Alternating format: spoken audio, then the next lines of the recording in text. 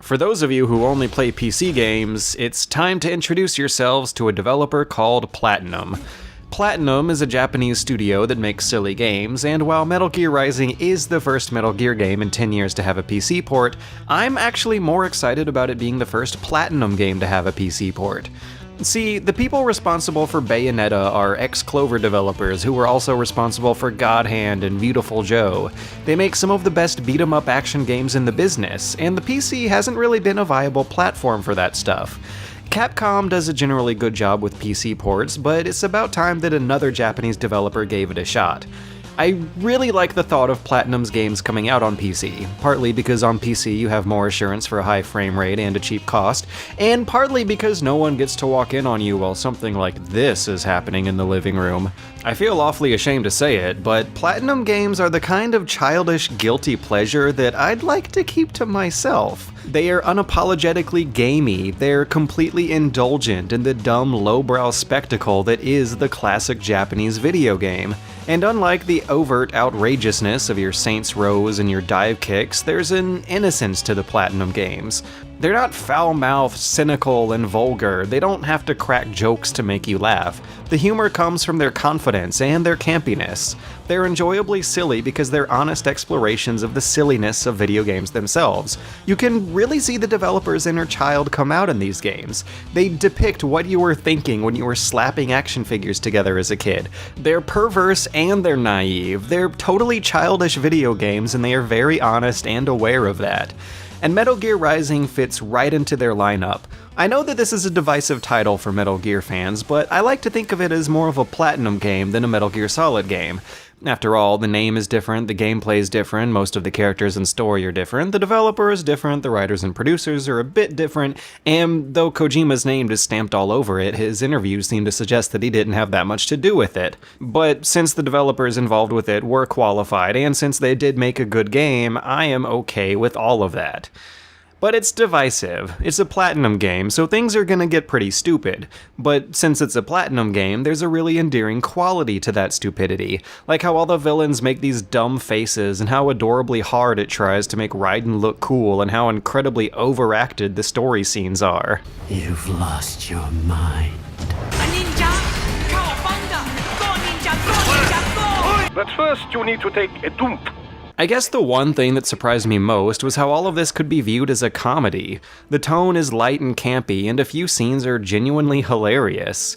It looks like Platinum's goal was, after all, not to make an honest attempt at a Metal Gear Solid game, but rather to make an underplayed parody of the Metal Gear Solid aesthetic. And to be honest, you don't have to stretch Metal Gear very far to turn it into a parody. Anyways, the direction and writing here mostly work, but it gets really awkward when it tries to cross over with real-life events to an even further extent than Metal Gear Solid itself does. And it might be because the game is getting schizophrenic within its mishmash of comedy and drama.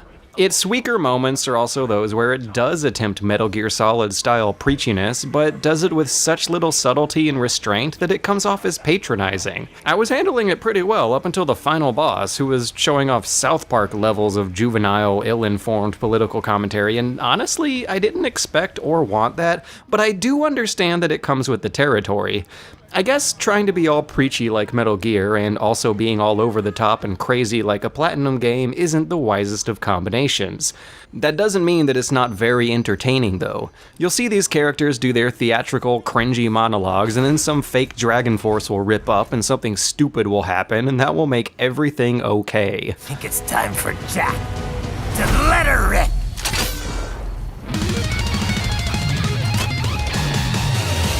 The music is a great testament to how this game can look so kitschy and dumb while not looking lazy or exploitive. The music is loud, overproduced, nu metal, adolescent goth boy schlock. It sounds like the bastard child of Linkin Park and Evanescence is sticking his fingers into an electrical outlet, and it actually works! It works so well!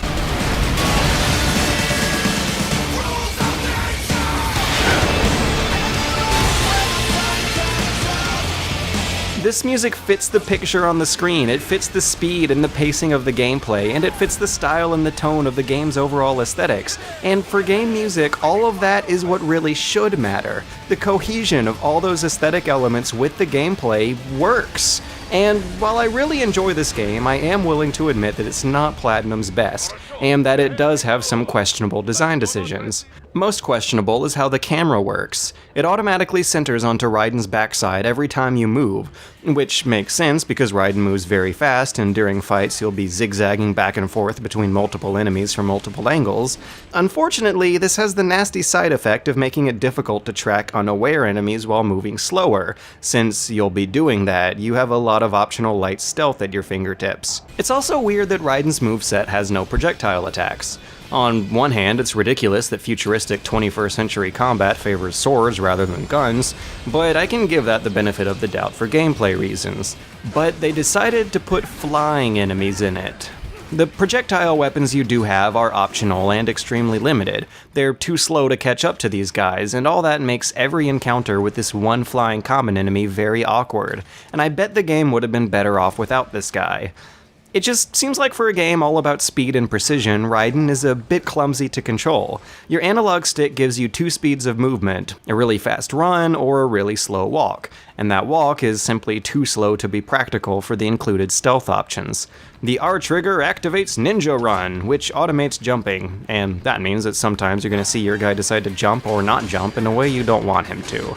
And the parrying system is another divisive topic. I actually love the way it plays out, but what I do have an issue with is how your defensive moves share the same button as your attack moves. And this is obviously a deliberate choice. You have no passive defend button or dodge button, but instead use the light attack plus movement buttons to activate a parry during a contextual flash. It ends up giving the game a distinct sense of movement and vulnerability that ultimately might have been worth the sacrifice, but it still doesn't feel elegant. It means that pulling off that basic and necessary parry is left up to a finicky contextual prompt, and it also means that parrying uses the same buttons as attacking, so sometimes you end up accidentally parrying when you meant to attack, or vice versa. On harder modes, you learn to attack without the movement stick, but learning that feels more like you're compromising for a wonky system rather than learning a gratifying new skill. Raiden's attacks are usually faster than those he's parrying, and to get those high scores, you gotta rack up high combos that are gonna be full of light attacks that share that same button as the parry. So, it's not Platinum's most polished slasher, and Raiden's limited moveset comes nowhere close to, say, Bayonetta's seemingly endless combo list. It's also certainly not their hardest game. Getting used to the parrying system will take some time, but until then the game is very generous about healing you. All the bosses drop health packs during the fight, and you can also grab an instant heal from nearly every enemy in the game. But the move that gets you there is the backbone of the combat system. Raiden's default moveset is full of weak, narrow slices that deal out minor chip damage, but they're designed to open up individual enemies to blade mode, where you manually aim and slice a fatal blow after landing some hits to fill up the associated meter. For the tougher enemies, you can beat them to a pulp with your normals, but you're gonna save a lot of time and trouble by cycling through the various QTEs opened up by hitting that blade mode. That is why there's an insta-heal health pack inside most of the enemies. It acknowledges the high damage and light defense facing the player, and it counters it by incentivizing the use of blade mode. Like any good hack and slash game, it's a system that doesn't just ask you to defeat the enemies and reach the end of the level, but to perform well on your way there.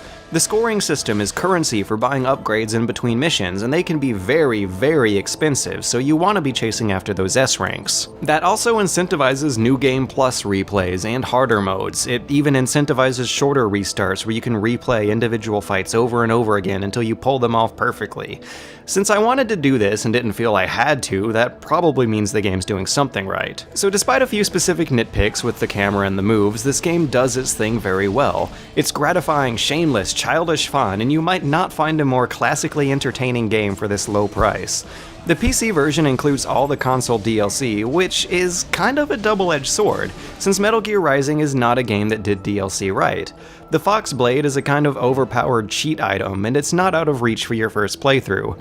The VR missions are nice, but the two other included DLC missions feel a lot more half-assed. Performance is great though, and there's even an option to overkill the blade mode physics. Keyboard and mouse controls are there, and they're totally playable, but you're gonna get much better results from a gamepad.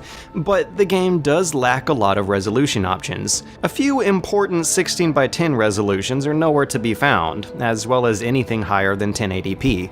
Which is a shame, but ultimately this PC version ended up okay. It's not the best port job out there, but it's acceptable.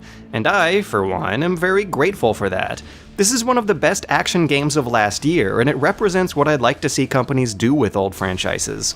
If Konami is really going to be dragging out Metal Gear for this long, I'd like to see them go for more creative spin-offs that try something new, rather than try to keep up with the unrealistic expectations set by a 28-year-old series.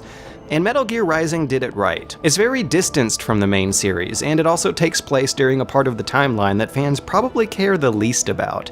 In a way, it's less offensive than sequels like Peace Walker and even MGS4 were, to a certain degree.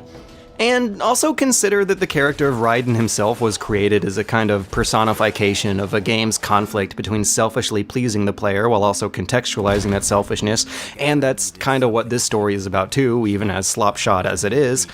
I guess what I mean to say is that if they were ever going to make some kind of ridiculous Metal Gear spin-off, this is the time, place, and character to do it with. Metal Gear Rising may be dumb as hell, but it was created by a very smart and talented developer who made some wise decisions with the franchise. Like Platinum's other games, it's a nostalgic homage to the more primitive thrills of video games, which is just a facade for the complex and gratifying gameplay underneath. The pure, sweet childhood thrills of entertainment and fun is everything this game has to offer. On the other hand, most games from last year were trying to be all self-critical and depressing, so it's a refreshing break from all that. And now that a PC version is released and that its price has been cut in half across all three platforms, it's a great time to check it out.